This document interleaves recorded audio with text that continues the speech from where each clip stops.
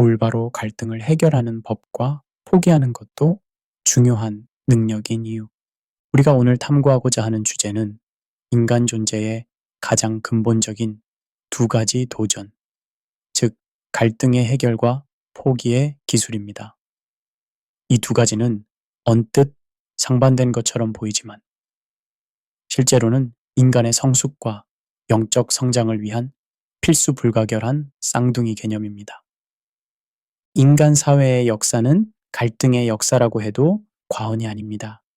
개인적 차원에서부터 국제적 차원에 이르기까지 갈등은 인간 존재의 필연적 요소로 작용해 왔습니다. 대인관계, 가족관계, 직장 내 관계, 국가 간의 관계에 이르기까지 다양한 형태의 갈등이 존재합니다. 오늘 우리는 이러한 갈등의 본질을 이해하고 이를 건설적으로 해결할 수 있는 방법에 대해 심층적으로 탐구해 보고자 합니다. 갈등은 단순히 부정적인 것으로만 인식되곤 하지만 역설적으로 갈등은 인간 발전의 원동력이 되기도 합니다. 헤겔의 변증법에서 말하는 태제와 안티태제의 충돌이 새로운 진태제를 만들어내듯 적절하게 관리된 갈등은 혁신과 발전의 기회를 제공합니다. 그러나 이는 갈등에 대한 올바른 이해와 접근법이 전제되어야 가능한 일입니다. 갈등은 인간 사회의 필연적 요소입니다. 개인적 차원에서부터 국제적 차원에 이르기까지 갈등은 우리의 일상을 관통하는 보편적 현상입니다. 그러나 아이러니하게도 우리는 이 불가피한 현상에 대해 준비되어 있지 않은 경우가 많습니다. 마치 비를 맞을 것을 알면서도 우산을 챙기지 않는 것과 같죠. 또한 우리는 보통 어린 시절부터 절대 포기하지 마라라는 가르침을 받으며 자랍니다.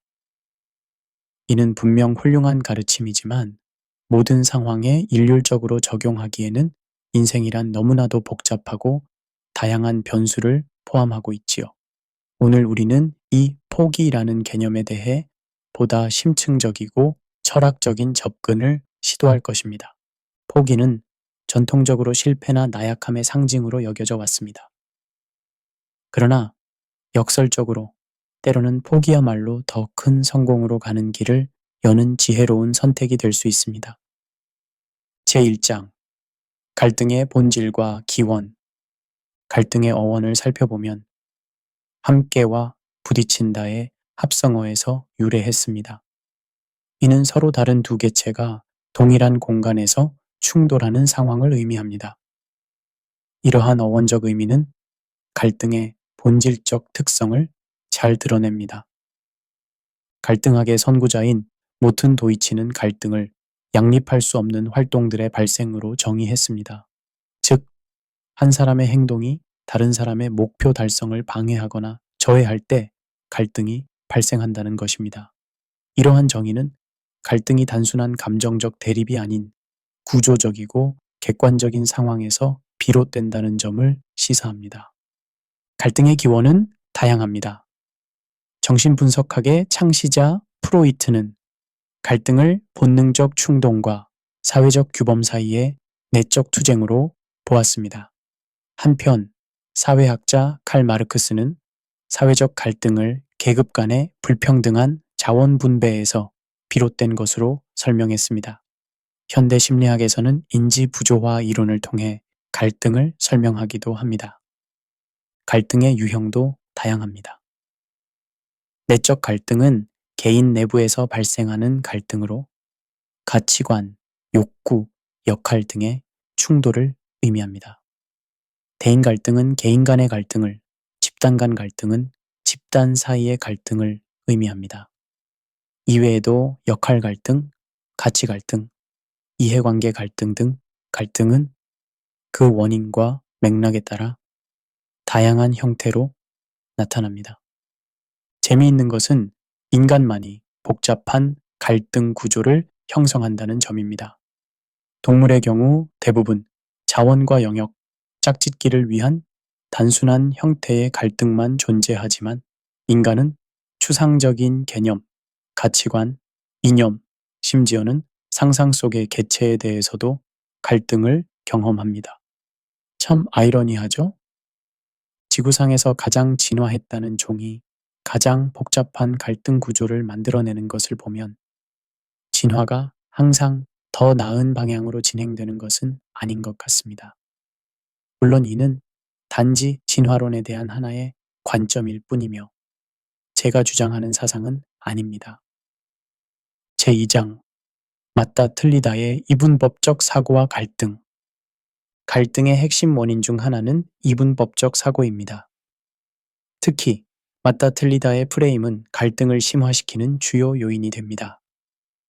인지심리학자 에런 백은 이러한 이분법적 사고를 인지적 왜곡의 한 형태로 보았습니다. 모든 상황을 흑백 논리로 해석하는 것은 현실의 복잡성을 단순화시키고 갈등 해결의 가능성을 제한합니다. 실제로 많은 갈등은 사실관계의 차이보다는 감정적, 가치관적 충돌에서 비롯됩니다. 뇌신경과학 연구에 따르면 인간은 논리적 사고를 하기 전에 이미 감정적 반응을 형성하며 이후의 논리적 사고는 이미 형성된 감정적 판단을 정당화하는 방향으로 이루어지는 경향이 있습니다. 이를 후합리화라고 합니다. 흥미로운 실험 결과가 있습니다.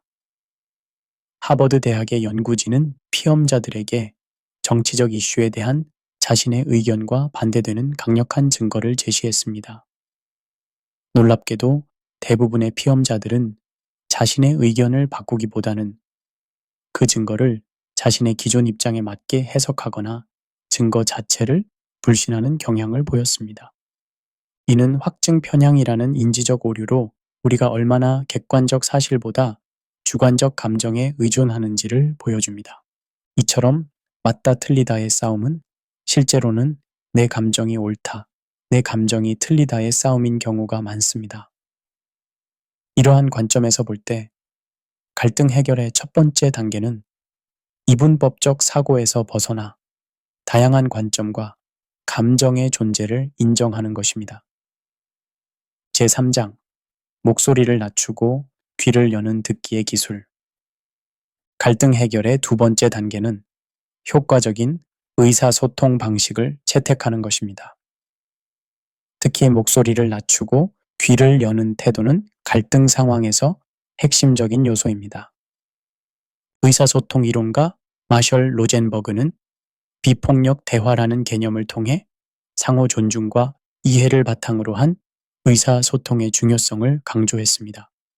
비폭력 대화는 관찰, 감정, 욕구, 요청이라는 네 가지 요소로 구성됩니다. 이는 비난이나 판단 없이 상황을 객관적으로 관찰하고 자신의 감정을 인식하며 그 감정 이면의 욕구를 이해하고 명확한 요청을 하는 과정을 포함합니다. 목소리를 낮추는 것은 단순히 음량을 줄이는 것만을 의미하지 않습니다. 이는 감정적 강도를 조절하고 공격적인 언어 대신 협력적인 언어를 사용하는 것을 의미합니다.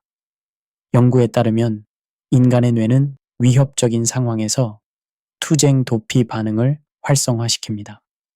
이때 전두엽의 기능이 저하되어 이성적 사고와 문제 해결 능력이 감소합니다. 따라서 목소리를 높이고 공격적인 태도를 취하는 것은 상대방의 방어 기제를 자극하여 건설적인 대화를 방해합니다. 귀를 여는 것, 즉 적극적 경청은 갈등 해결의 필수 요소입니다. 적극적 경청은 단순히 상대방의 말을 듣는 것을 넘어 상대방의 관점과 감정을 이해하려는 노력을 포함합니다. 이는 상대방의 말을 중간에 끊지 않고 판단하지 않으며 비언어적 신뢰도 주의를 기울이는 것을 의미합니다. 하버드 협상연구소의 연구에 따르면 갈등 상황에서 적극적 경청을 실천한 그룹은 그렇지 않은 그룹에 비해 약 30% 더 높은 문제 해결률을 보였습니다. 이는 적극적 경청이 서로의 이해를 증진시키고 창의적인 해결책 모색을 가능하게 함을 시사합니다. 그러나 현실에서 이러한 이상적인 소통이 항상 가능한 것은 아닙니다. 아이러니하게도 우리는 가장 많은 의사소통 도구를 가진 시대에 살고 있으면서도 실질적인 소통의 질은 오히려 저하되고 있는 듯합니다. SNS와 같은 디지털 플랫폼은 단편적이고 즉각적인 반응을 조장하며 깊이 있는 대화와 경청을 방해합니다. 심지어 많은 사람들이 진정한 대화를 하기보다는 자신의 의견을 표현하기 위한 순서를 기다리는데 더 많은 시간을 할애하고 있습니다. 이는 마치 두 사람이 각자의 독백을 번갈아 하는 것과 다를 바 없습니다. 제4장 해결보다 관계를 우선시하는 갈등 해결 접근법. 갈등 해결의 세 번째 단계는 해결이라는 결과보다 관계라는 과정에 초점을 맞추는 것입니다. 이는 단순히 타협점을 찾는 것을 넘어 갈등을 통해 더 깊은 이해와 신뢰를 구축하는 과정을 의미합니다. 갈등 해결 이론가 요한 갈퉁은 갈등 해결을 소극적 평화와 적극적 평화로 구분했습니다. 소극적 평화는 단순히 갈등의 부재 상태를, 적극적 평화는 상호 이해와 협력을 통해 지속 가능한 관계를 구축하는 상태를 의미합니다. 관계 중심의 갈등 해결은 적극적 평화를 지향합니다. 관계 중심 접근법의 핵심은 승승 혹은 윈 전략입니다. 이는 모든 당사자의 핵심 이익과 욕구를 충족시키는 해결책을 모색하는 것을 의미합니다. 하버드 협상 프로젝트의 로저 피셔와 윌리엄 유리는 원칙에 입각한 협상이라는 개념을 통해 사람과 문제를 분리하고 입장이 아닌 이익에 초점을 맞추며 상호 이익을 위한 옵션을 창출하고 객관적 기준을 사용할 것을 제안했습니다. 관계 중심 접근법은 갈등을 잠재적 성장의 기회로 봅니다. 갈등은 서로의 가치관, 욕구, 두려움을 더 깊이 이해할 수 있는 기회를 제공합니다. 연구에 따르면 건설적으로 해결된 갈등은 관계의 깊이와 신뢰를 증진시키는 경향이 있습니다. 무엇보다 중요한 것은 관계 중심 접근법은 갈등 해결을 단일 사건이 아닌 지속적인 과정으로 봅니다. 이는 단기적인 승리보다 장기적인 관계의 건강성을 우선시합니다. 우리 사이가 중요해라는 태도는 갈등 상황에서 상대방을 적이 아닌 파트너로 보게 합니다. 그러나 현실에서는 이러한 관계 중심 접근법이 항상 쉽지만은 않습니다. 특히 자본주의 사회에서는 이기는 것이 최고의 가치로 여겨지는 경향이 있습니다. 경쟁이 미덕이 되고 타인을 이기는 것이 성공의 척도가 되는 사회에서 관계를 우선시하는 태도는 종종 약함이나 패배로 오인됩니다. 더욱 아이러니한 것은 소위 이긴 사람들이 종종 가장 외로운 사람들이라는 점입니다. 많은 성공적인 비즈니스 리더들이 말년에 고백하듯 수많은 전투에서 승리했지만 결국 관계라는 전쟁에서는 패배한 경우가 많습니다. 제5장 갈등의 심리학적 차원. 갈등의 심층적 이해를 위해서는 그 심리학적 차원을 고려해야 합니다. 인간의 심리는 갈등의 발생, 심화, 해결에 중요한 역할을 합니다. 자기 확증 편향은 갈등 상황에서 자주 나타나는 인지적 오류입니다. 이는 자신의 기존 신념과 일치하는 정보만을 선택적으로 수용하고 그렇지 않은 정보는 무시하거나 왜곡하는 경향을 말합니다. 이로 인해 갈등 당사자들은 종종 같은 상황을 완전히 다르게 해석하게 됩니다. 또 다른 중요한 요소는 근본적 귀인 오류입니다. 이는 타인의 행동을 해석할 때 상황적 요인보다 개인적 특성에 과도하게 귀인하는 경향을 말합니다. 예를 들어 누군가가 회의에 늦었을 때 그 사람의 게으름이나 무책임함 때문이라고 가정하는 것입니다. 반면 자신이 늦었을 때는 교통체증이나 예상치 못한 긴급 상황 때문이라고 설명합니다. 이러한 비대칭적 귀의는 갈등을 심화시킵니다. 감정적 차원에서는 감정적 전염이 중요한 역할을 합니다. 인간은 사회적 존재로서 타인의 감정 상태에 영향을 받습니다. 특히 갈등 상황에서는 부정적 감정이 쉽게 전염되어 갈등을 악화시킬 수 있습니다. 이러한 맥락에서 감정 조절 능력은 갈등 해결의 중요한 요소가 됩니다. 정신분석학적 관점에서는 투사와 전이가 갈등에 영향을 미칩니다. 투사는 자신의 부정적 특성이나 감정을 타인에게 돌리는 것이며, 전이는 과거의 중요한 관계에서 형성된 감정이나 기대를 현재의 관계에 부적절하게 적용하는 것입니다. 이로 인해 현재의 갈등은 종종 과거의 미해결된 문제에 의해 악화될 수 있습니다. 여기서 시니컬한 관점을 하나 더 덧붙이자면, 우리는 종종 자신의 심리적 기제를 투명하게 이해할 수 있다고 생각하지만, 실제로는 우리의 많은 판단과 행동이 무의식적 과정에 의해 지배됩니다. 프로이트가 말했듯이 인간 정신은 빙산과 같아서 의식적으로 접근 가능한 부분은 전체의 일부에 불과합니다. 이러한 맥락에서 우리가 갈등 상황에서 보이는 강한 정서적 반응은 종종 현재의 상황보다 우리의 무의식적 심리 구조에 더 많은 영향을 받을 수 있습니다.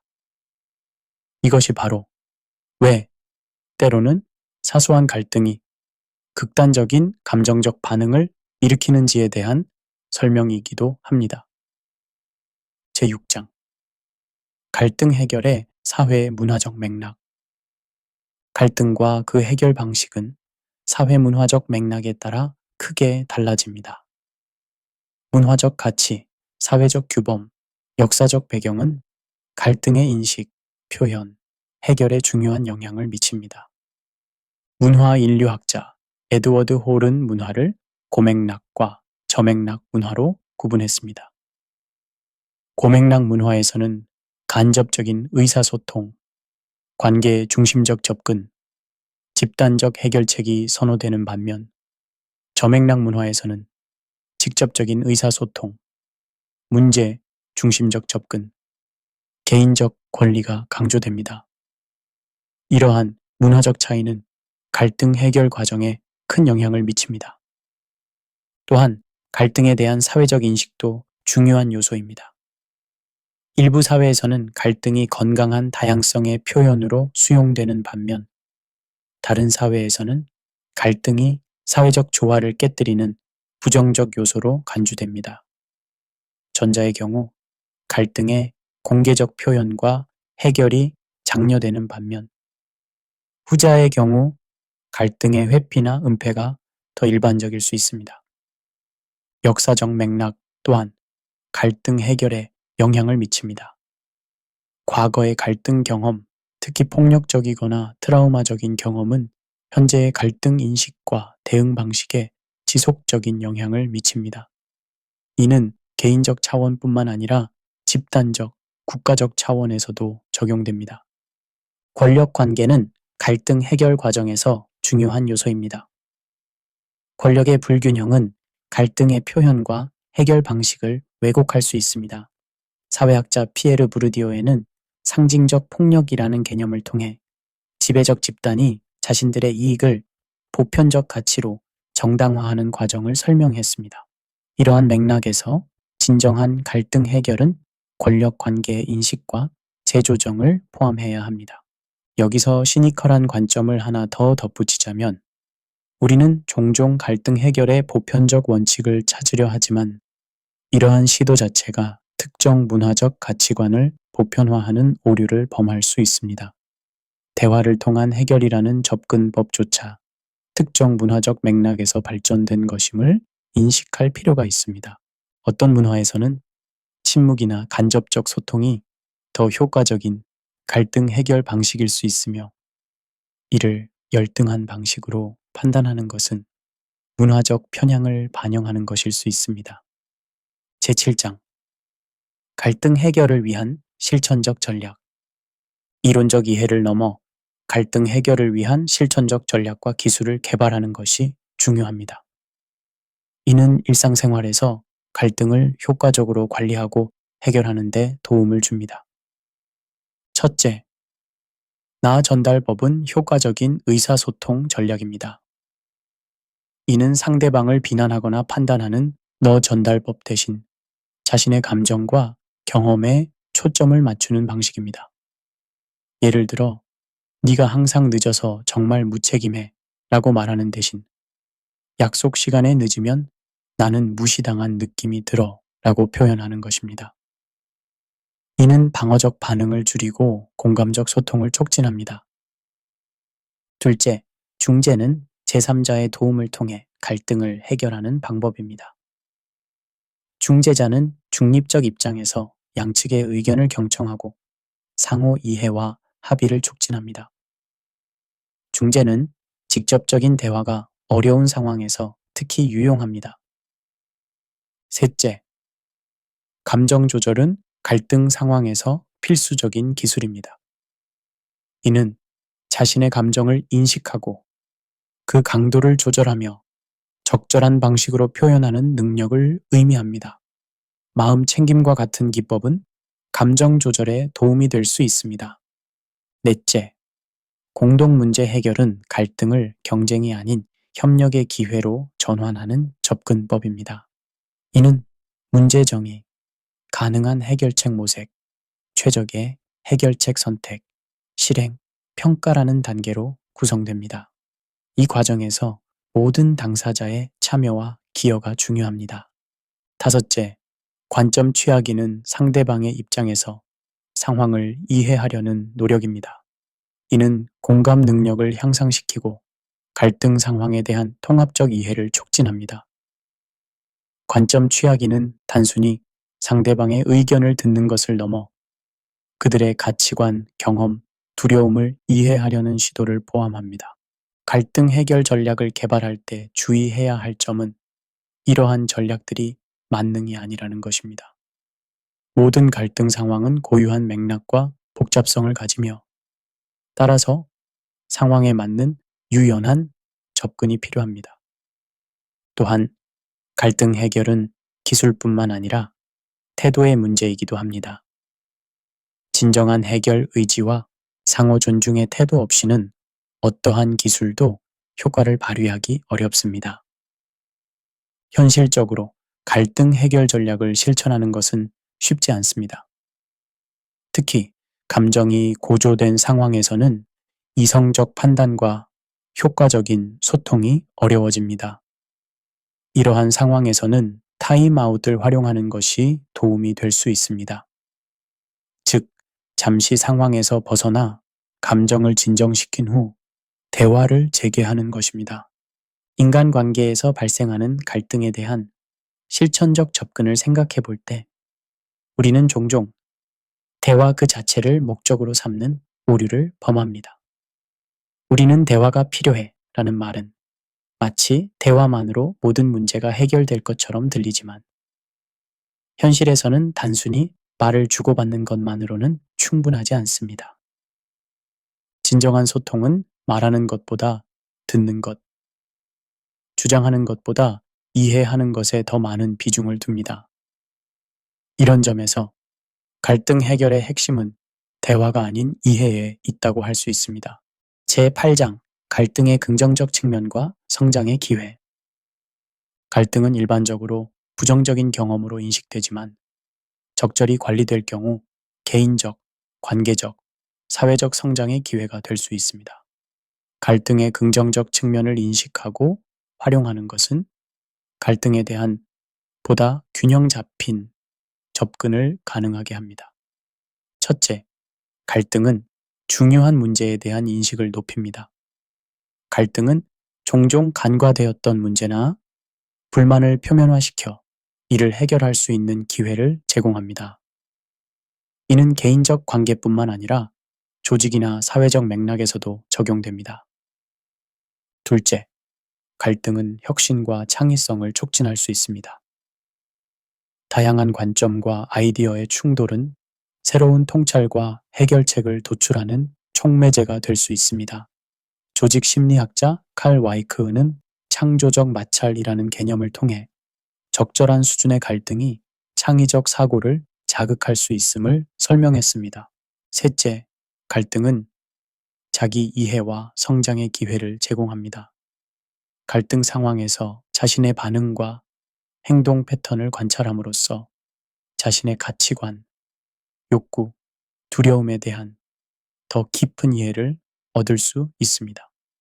심리학자 카렌 호니는 갈등이 자아 인식의 중요한 촉진제가 될 수 있다고 주장했습니다. 넷째, 건설적으로 해결된 갈등은 관계를 강화할 수 있습니다.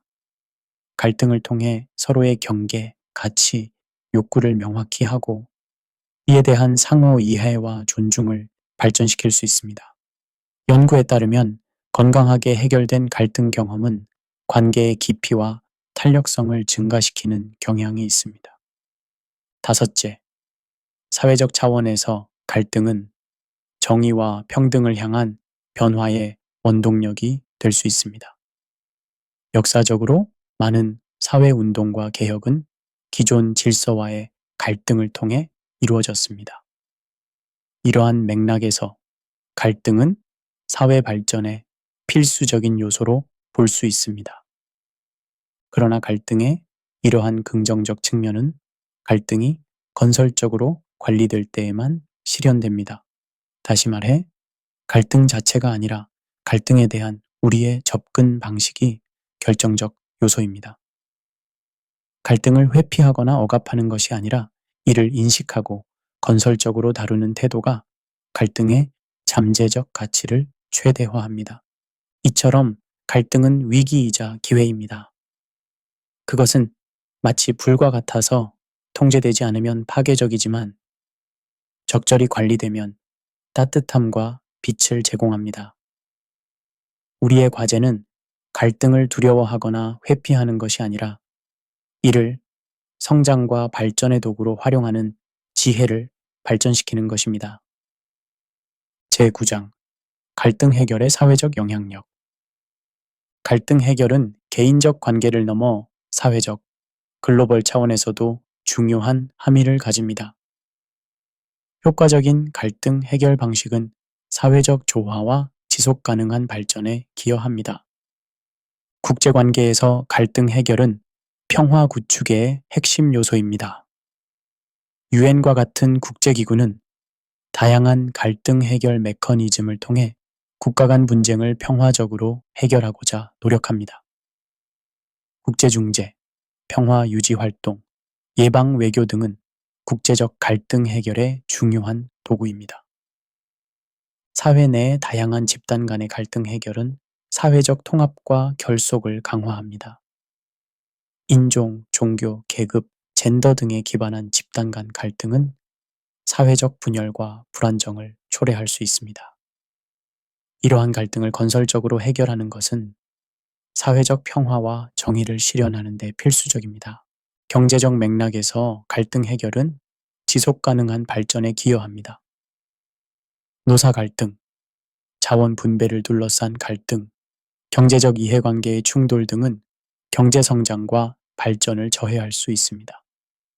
이러한 갈등을 효과적으로 관리하고 해결하는 것은 경제적 안정과 번영을 위한 전제 조건입니다.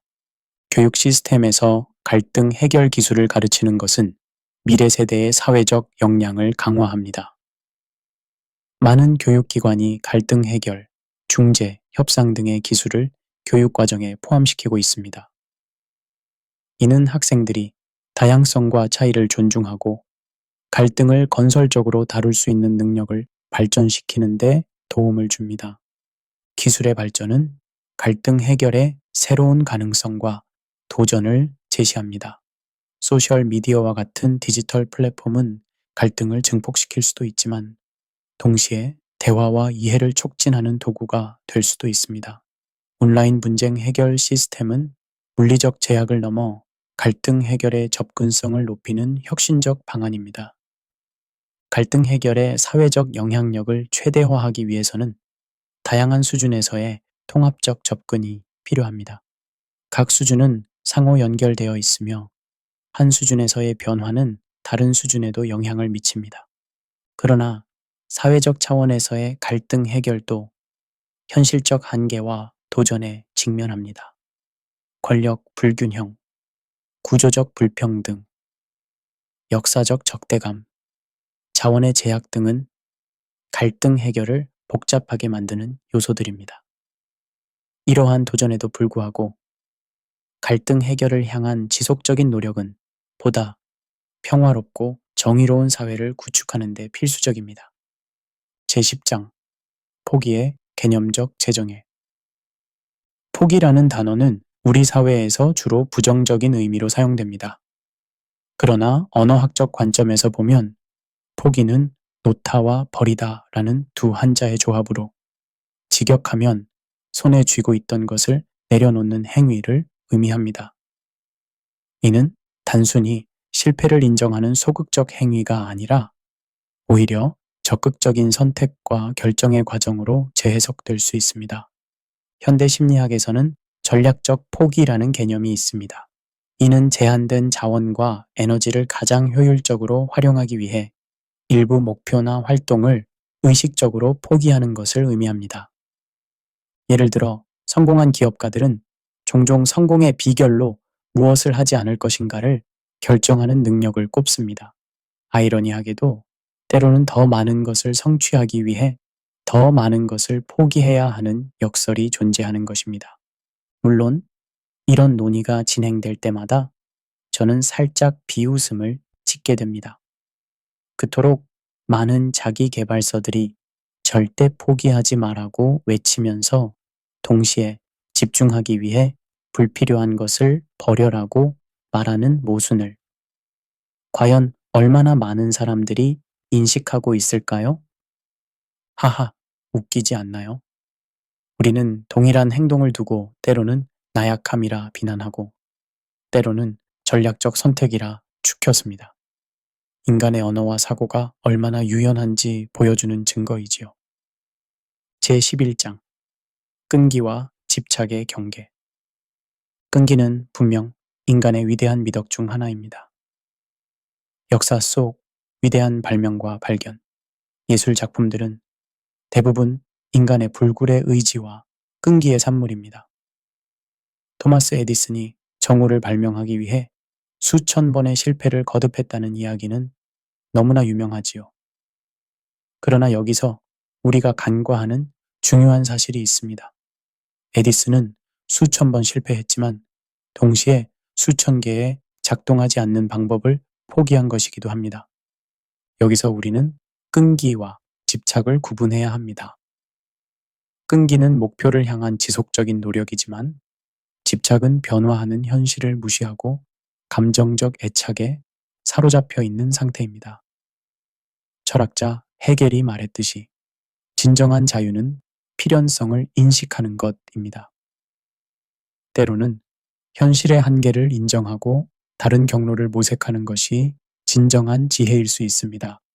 제가 개인적으로 관찰한 바로는 많은 사람들이 자신의 집착을 열정이나 헌신으로 포장하는 경향이 있습니다.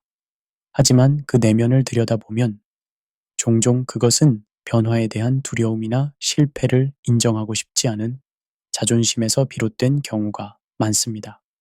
흥미롭게도 가장 성공적인 사람들은 오히려 자신의 한계를 명확히 인식하고 때로는 과감하게 포기하는 결단력을 가진 이들입니다. 한 연구에 따르면 투자 심리학에서 매몰 비용 오류라는 현상이 있습니다. 이미 투자한 시간, 돈, 노력 때문에 합리적이지 못한 결정을 계속해서 내리는 경향을 말하죠. 이미 여기까지 왔는데 포기할 수 없어 라는 생각은 종종 더 큰 손실로 이어집니다. 반면 과감하게 손절하고 새로운 기회를 찾는 결단력은 장기적으로 더 나은 결과를 가져옵니다. 제12장 포기의 심리학적 역학 포기하는 과정은 종종 심리적 고통을 수반합니다. 이는 우리의 뇌가 목표 지향적으로 설계되어 있기 때문입니다. 신경과학 연구에 따르면 우리가 목표를 설정하면 뇌는 그것을 달성하기 위한 신경회로를 형성합니다. 목표를 포기한다는 것은 이러한 신경회로를 재구성해야 함을 의미하며 이 과정은 때로 실제 물리적 고통과 유사한 신경학적 반응을 일으킵니다. 그러나 여기서 역설이 발생합니다. 심리학자 다니엘 카너먼의 연구에 따르면 인간은 손실을 회피하려는 경향이 있으며 이득을 얻는 것보다 손실을 피하는 데 더 민감하게 반응합니다. 이로 인해 우리는 종종 이미 실패한 프로젝트나 관계에 불필요하게 오래 매달리게 됩니다. 하지만 역설적으로 이러한 손실을 받아들이고 포기하는 것이 장기적으로는 더 큰 심리적 웰빙을 가져올 수 있습니다. 저는 이런 인간 심리의 모순적인 측면을 볼 때마다 쓴웃음을 짓게 됩니다. 우리는 얼마나 자주 자신을 속이면서 조금만 더라고 되뇌는지요. 그리고 그 조금만 더가 얼마나 쉽게 수개월, 수년으로 늘어나는지. 인간의 자기 기만 능력은 정말 경이롭습니다. 하하, 우리가 이런 심리적 함정에 빠지는 모습을 객관적으로 바라본다면 코미디 영화의 한 장면처럼 느껴질 것입니다. 우리의 정체성이 특정 목표나 역할에 너무 깊이 연결되어 있을 때 그것을 포기하는 것은 마치 자아의 일부를 잃는 것과 같은 느낌을 줄 수 있습니다. 그러나 심리학자 칼 융이 말했듯이 당신이 집착하는 것이 당신을 정의하지 않습니다. 당신이 놓아주는 것이 당신을 정의합니다. 포기의 과정은 종종 더 진정한 자아를 발견하는 여정이 될 수 있습니다. 제13장 문화적 맥락에서의 포기. 포기에 대한 인식은 문화에 따라 크게 다릅니다. 서구 문화에서는 종종 개인의 의지와 노력을 강조하며 포기는 부정적으로 인식됩니다. 퀴터라는 단어는 영어에서 명백한 모욕이죠. 반면 동양 철학, 특히 도교와 불교에서는 무의나 방아착과 같은 개념을 통해 집착을 버리는 것의 중요성을 강조합니다. 노자의 도덕경에는 다음과 같은 구절이 있습니다. 세상을 얻고자 한다면 먼저 세상을 포기해야 한다. 이는 역설적이지만 지나친 욕심과 집착이 오히려 우리가 원하는 것을 얻는데 방해가 된다는 깊은 통찰을 담고 있습니다. 현대 서구 사회에서도 이러한 동양적 지혜가 점차 받아들여지고 있습니다. 미니멀리즘이나 비물질주의 같은 운동은 물질적 소유와 성취에 대한 집착을 버리고 보다 단순하고 의미 있는 삶을 추구하는 경향을 보여줍니다. 그러나 저는 이런 트렌드가 얼마나 상업화되었는지를 볼 때 아이러니를 느낍니다. 단순한 삶에 대한 책들이 베스트셀러가 되고 미니멀리즘을 실천하기 위한 고가의 제품들이 판매되는 현실. 우리는 집착을 버리기 위해 또 다른 형태의 집착을 만들어내는 것은 아닐까요? 인간의 이중성이 얼마나 재미있는지요. 제14장 전략적 포기의 실제 사례. 역사와 현대 사회에서 성공적인 포기의 사례는 무수히 많습니다. 스티브 잡스가 애플에 복귀했을 때 그는 회사의 제품 라인을 70%나 축소했습니다. 당시 많은 사람들이 그의 결정을 비판했지만 결과적으로 이러한 전략적 포기는 애플이 핵심 제품에 집중하여 혁신을 이룰 수 있는 기반이 되었습니다. 과학 분야에서도 마찬가지입니다. 알렉산더 플레밍은 우연히 페니실린을 발견했지만 이는 그가 원래 진행하던 연구를 포기하고 예상치 못한 결과에 주목했기 때문에 가능했습니다. 과학적 발전은 종종 기존의 가설이나 접근 방식을 포기하고 새로운 관점을 수용할 때 일어납니다. 스포츠 분야에서도 마이클 조던은 야구 선수로서의 꿈을 포기하고 농구에 집중함으로써 역사상 가장 위대한 농구 선수가 되었습니다. 후에 그는 다시 야구에 도전했지만 이 경험을 통해 자신의 진정한 재능과 열정이 어디에 있는지 확인하고 다시 농구로 돌아왔죠. 저는 이런 성공 사례들이 종종 포기라는 부분을 미화하거나 생략한 채 이야기되는 것이 흥미롭습니다. 우리는 피벗이나 방향 전환, 전략적 재조정 같은 멋진 용어를 사용하지만 본질적으로는 모두 포기의 다른 이름이 아닐까요? 어쩌면 우리는 단순히 포기라는 단어의 부정적인 함의를 두려워하는 것인지도 모릅니다. 이 또한 인간 심리의 재미있는 측면이죠. 제15장 개인적 성장을 위한 포기의 기술. 포기가 단순한 실패의 인정이 아니라 성장과 발전을 위한 전략적 선택이 될 수 있다면 우리는 어떻게 현명하게 포기하는 기술을 발전시킬 수 있을까요? 첫째, 정기적인 자기 평가와 반성이 필요합니다. 우리의 목표, 관계, 습관이 여전히 우리의 가치와 장기적 비전에 부합하는지 정직하게 평가해야 합니다. 이는 메타인지적 접근을 요구합니다. 즉, 자신의 생각과 행동을 객관적으로 관찰하고 분석하는 능력이 필요합니다. 둘째, 매몰 비용 오류를 인식하고 극복해야 합니다. 과거에 투자한 시간, 에너지, 감정 때문에 비합리적인 결정을 내리고 있지는 않은지 스스로에게 물어봐야 합니다. 현재와 미래의 가능성에 기반하여 결정을 내리는 것이 중요합니다. 셋째, 포기의 과정에서 발생하는 감정을 인정하고 처리해야 합니다. 슬픔, 후회, 실패감은 자연스러운 반응입니다. 이러한 감정을 억압하거나 무시하는 대신 건강하게 표현하고 수용하는 법을 배워야 합니다. 넷째, 포기를 단순한 종료가 아니라 새로운 시작으로 재구성하는 것이 도움이 됩니다. 변화의 심리학에서는 이를 인지적 재구성이라고 합니다. 포기는 실패가 아니라 학습의 기회이자 성장의 증거로 볼 수 있습니다. 다섯째, 지지적인 사회적 네트워크를 구축해야 합니다.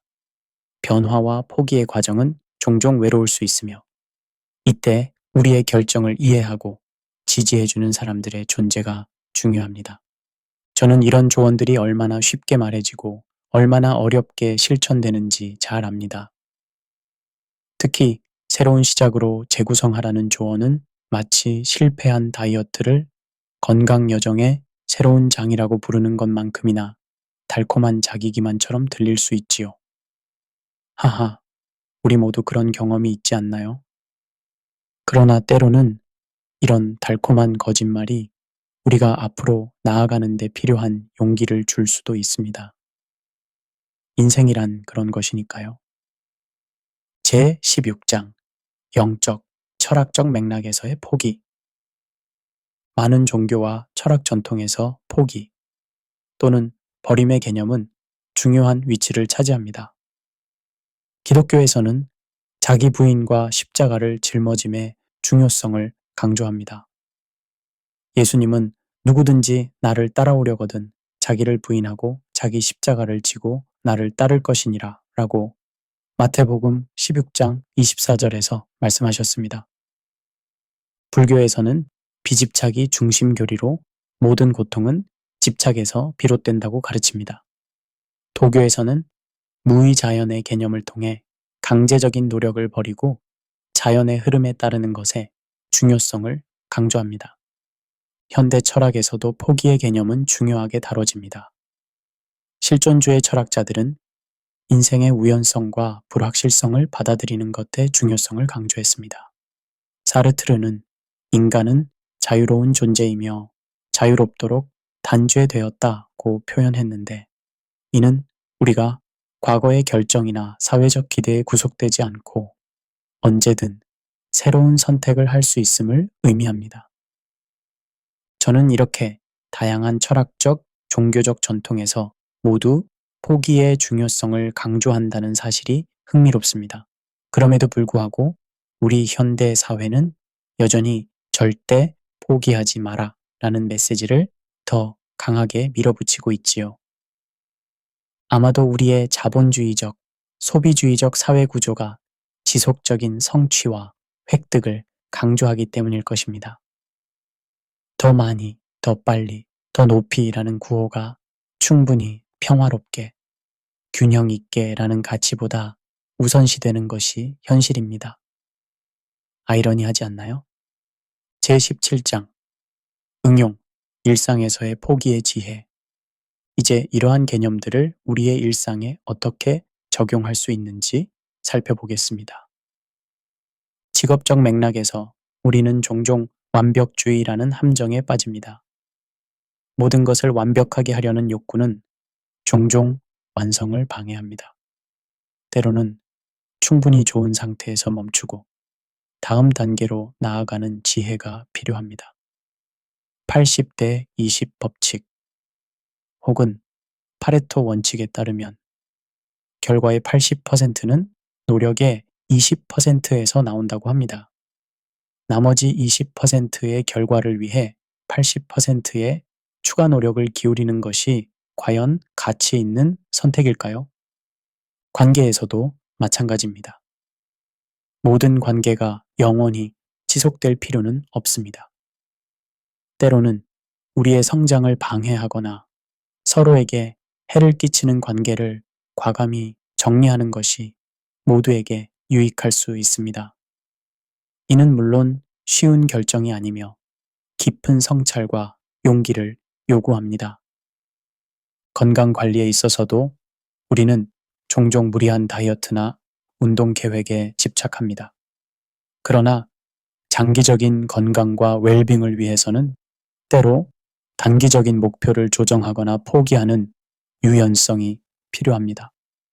완벽한 계획을 고집하다가 모든 것을 포기하는 것보다 현실적인 계획으로 수정하고 지속하는 것이 더 현명한 선택일 수 있습니다. 시간 관리에 있어서도 우리는 모든 것을 할 수 없음을 인정해야 합니다. 스티븐 코비는 좋은 것을 포기해야 최고의 것을 얻을 수 있다고 말했습니다. 중요하지 않은 활동들을 과감히 줄이고 진정으로 중요한 일에 집중하는 것이 성공적인 시간 관리의 핵심입니다. 집안 정리에서도 마리콘도의 설레임을 주지 않는 물건은 버려라는 철학은 사실 포기의 미학을 실천하는 한 방법입니다. 물리적 소유물에 대한 집착을 버림으로써 우리는 더 많은 공간과 자유를 얻게 됩니다. 저는 이런 실용적인 조언들이 얼마나 간단해 보이고 실천하기엔 얼마나 어려운지 잘 알고 있습니다. 오늘부터 바꾸겠다 라고 다짐하지만 다음 날이면 어김없이 옛 습관으로 돌아가는 우리 자신을 발견하게 됩니다. 하하, 이 또한 인간의 아이러니한 본성이 아닐까요? 우리는 변화를 원하면서도 동시에 변화를 두려워합니다. 어쩌면 진정한 지혜는 이런 우리의 불완전함마저도 받아들이고 그럼에도 불구하고 계속해서 나아가는 용기를 갖는 것인지도 모릅니다. 제18장 포기의 역설 더 나은 미래를 위한 선택 역설적이게도 때로는 특정 길을 포기함으로써 우리는 더 넓은 가능성의 세계로 들어서게 됩니다. 심리학자 칼 융은 당신이 버린 것이 당신의 보물이 된다 라고 말했습니다. 우리가 집착하던 것을 놓아줄 때 예상치 못한 새로운 기회와 성장이 찾아올 수 있습니다. 성경에서도 이러한 역설이 자주 나타납니다. 예수님은 자기 목숨을 구원하고자 하는 자는 잃을 것이요.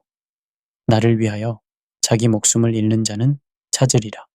고 마태복음 16장 25절에서 말씀하셨습니다. 이는 자기 중심적인 욕망과 계획을 포기할 때 오히려 더 깊고 의미 있는 삶을 발견할 수 있음을 암시합니다. 현대 심리학의 수용 전념 치료는 이러한 개념을 치료적 맥락에서 적용합니다. 불필요한 통제와 회피 전략을 포기하고 현재 순간의 경험을 있는 그대로 수용함으로써 우리는 역설적으로 더 큰 심리적 유연성과 웰빙을 얻게 됩니다. 진화론적 관점에서도 적응은 종종 특정 특성이나 행동을 포기함으로써 이루어집니다. 생물학적 진화에서 특정 기능의 손실이 새로운 환경에 대한 적응을 가능하게 하는 예는 무수히 많습니다.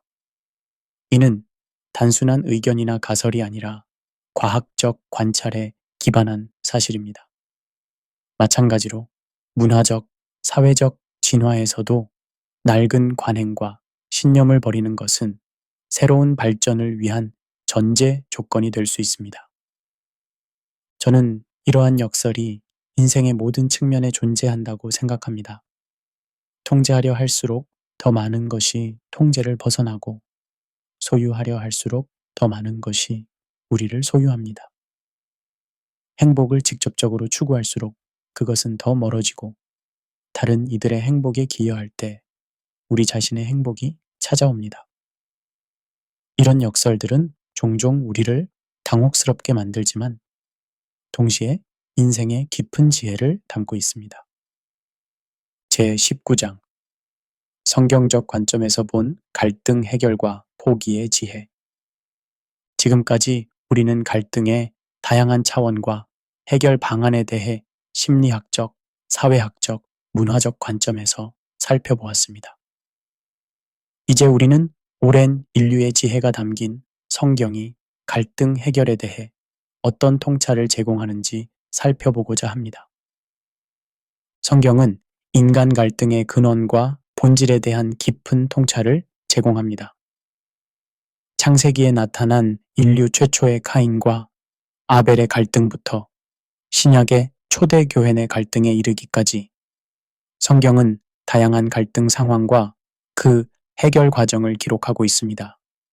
마태복음 5장 23절과 24절에서 예수님은 그러므로 예물을 제단에 드리려다가 거기서 내 형제에게 원망들을 만한 일이 있는 것이 생각나거든 예물을 제단 앞에 두고 먼저 가서 형제와 화목하고 그 후에 와서 예물을 드리라 고 가르치셨습니다.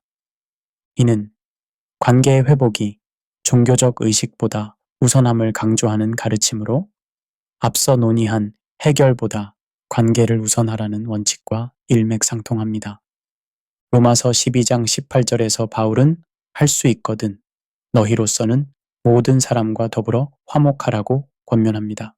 이는 갈등 해결이 우리의 책임임을 강조하며 평화를 향한 적극적 노력의 중요성을 시사합니다.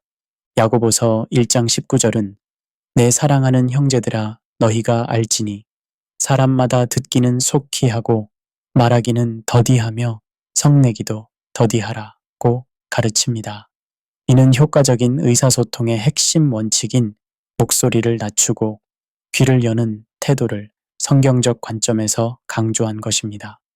에베소서 4장 26절은 분을 내어도 죄를 짓지 말며 해가 지도록 분을 품지 말고 라고 가르칩니다.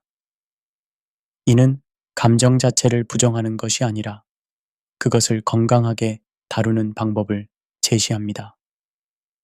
현대 심리학의 감정 조절 개념과 유사한 이 가르침은 갈등 상황에서 감정의 인식과 적절한 표현의 중요성을 강조합니다. 마태복음 5장 9절에서 예수님은 화평하게 하는 자는 복이 있나니 그들이 하나님의 아들이라 일컬음을 받을 것이며 라고 선언하셨습니다. 이는 갈등 해결과 평화 구축이 단순한 실용적 가치를 넘어 영적, 도덕적 차원에서도 중요함을 강조합니다. 고린도전서 13장은 사랑의 본질을 설명하며 사랑은 오래 참고 사랑은 온유하며 자기의 유익을 구하지 아니하며 성내지 아니하며 악한 것을 생각하지 아니하며 라고 가르칩니다. 이는 갈등 해결의 근본 태도로서의 사랑을 강조하며 인내, 온유, 이타성, 용서의 중요성을 시사합니다. 이러한 성경적 지혜는 앞서 논의한 현대적 갈등 해결 원칙과 놀라울 정도로 일치합니다. 이는 인간관계의 기본 원리가 시대와 문화를 초월하여 보편적임을 시사합니다. 성경은 갈등을 단순히 해결해야 할 문제가 아닌 성장과 영적 성숙의 기회로 바라보는 관점을 제시합니다. 갈등 해결에 대한 성경적 접근의 핵심은 화해입니다. 이는 단순한 문제 해결이나 타협을 넘어 깨어진 관계의 진정한 회복을 의미합니다. 고린도후서 5장 18절과 19절에서 바울은 모든 것이 하나님께로 났으며 그가 그리스도로 말미암아 우리를 자기와 화목하게 하시고 또 우리에게 화목하게 하는 직분을 주셨으니 곧 하나님께서 그리스도 안에 계시사 세상을 자기와 화목하게 하시며 그들의 죄를 그들에게 돌리지 아니하시고 화목하게 하는 말씀을 우리에게 부탁하셨느니라 고 말합니다. 이는 인간 간의 화해가 하나님과 인간 사이의 화해를 반영한다는 신학적 관점을 제시합니다. 결론적으로 성경은 갈등을 인간 조건의 불가피한 부분으로 인식하면서도 이를 건설적으로 다루고 화해와 성장의 기회로 전환할 수 있는 지혜를 제공합니다. 화평케 하는 자는 복이 있나니 라는 말씀은 갈등 해결이 단순한 실용적 기술이 아닌 영적 소명이자 축복의 원천임을 상기시킵니다. 또한 우리는 지금까지 포기하는 것도 능력이다라는 주제를 여러 관점에서 살펴보았습니다. 포기는 단순한 실패나 나약함의 표현이 아니라 오히려 성숙함과 지혜의 표현일 수 있습니다. 끈기와 집착을 구분하고 전략적인 포기를 통해 더 중요한 것에 집중할 수 있는 능력은 개인적 성장과 성공에 필수적입니다. 성경은 이러한 지혜를 가장 오래되고 심오하게 담고 있는 책 중 하나입니다. 전도서 3장 1절부터 6절에는 다음과 같은 구절이 있습니다. 천하만사가 다 때가 있고 모든 목적이 다 시기가 있나니 날 때가 있고 죽을 때가 있으며 심을 때가 있고 심은 것을 뽑을 때가 있으며 죽일 때가 있고 치료할 때가 있으며 헐 때가 있고 세울 때가 있으며 울 때가 있고 웃을 때가 있으며 슬퍼할 때가 있고 춤출 때가 있으며 돌을 던져버릴 때가 있고 돌을 모을 때가 있으며 안을 때가 있고 앉는 일을 멀리 할 때가 있으며 이 말씀은 인생의 모든 측면에는 적절한 시기가 있음을 가르쳐 줍니다. 때로는 심고 때로는 뽑아야 합니다. 때로는 세우고 때로는 헐어야 합니다. 포기해야 할 때와 지속해야 할 때를 분별하는 지혜가 필요한 것입니다. 또한 빌립보서 3장 13절과 14절에서 사도 바울은 형제들아 나는 아직 내가 잡은 줄로 여기지 아니하고 오직 한 일 즉 뒤에 있는 것은 잊어버리고 앞에 있는 것을 잡으려고 표대를 향하여 그리스도 예수 안에서 하나님이 위에서 부르신 부름의 상을 위하여 달려가노라 고 말했습니다. 여기서 바울은 뒤에 있는 것을 잊어버리는, 즉 과거에 집착하지 않고 포기하는 것의 중요성을 강조합니다. 결국 진정한 지혜는 무엇을 포기해야 할지 그리고 무엇을 붙잡아야 할지 분별하는 데 있습니다. 예수님은 사람이 만일 온 천하를 얻고도 제 목숨을 잃으면 무엇이 유익하리요? 라고 마가복음 8장 36절에서 물으셨습니다. 이는 가치의 우선순위를 바로 세우고 때로는 덜 중요한 것을 과감히 포기할 줄 아는 지혜가 필요함을 일깨워 줍니다. 우리 모두는 삶의 여정에서 무엇을 놓아야 할지 그리고 무엇을 붙잡아야 할지의 질문과 계속해서 마주하게 됩니다. 오늘 이 오디오북을 통해 여러분이 자신의 삶에서 이러한 질문에 대한 답을 찾는데 조금이나마 도움이 되었기를 바랍니다. 성경은 범사에 기한이 있고 천하 만물이 다 때가 있다고 전도서 3장 1절에서는 말씀합니다. 여러분의 삶에서도 붙잡을 때와 놓아줄 때를 분별하는 지혜가 있기를 진심으로 기원합니다. 긴 시간 동안 이 오디오북을 경청해 주셔서 진심으로 감사드립니다. 갈등은 우리 삶의 불가피한 부분이지만 오늘 나눈 지혜와 통찰이 여러분의 관계를 더욱 깊고 의미 있게 만드는 데 도움이 되기를 희망합니다. 성경은 그러므로 할 수 있거든 너희로서는 모든 사람과 더불어 화목하라고 로마서 12장 18절에서 가르칩니다. 이 말씀처럼 평화로운 관계를 위한 우리의 노력이 더 나은 세상을 만드는 작은 씨앗이 되기를 바랍니다. 더 많은 영적, 실용적 콘텐츠를 원하신다면 저희 유튜브 채널을 구독해 주세요. 좋아요와 구독하기 버튼을 눌러 더 많은 분들에게 이 메시지가 전달될 수 있도록 도와주시면 감사하겠습니다. 또한 댓글로 여러분의 생각과 경험을 나눠주시면 더욱 풍성한 대화가 이어질 수 있을 것입니다. 다음 오디오북에서 또 다른 주제로 만나 뵙겠습니다. 여러분의 삶에 평화와 지혜가 충만하기를 기도합니다. 감사합니다.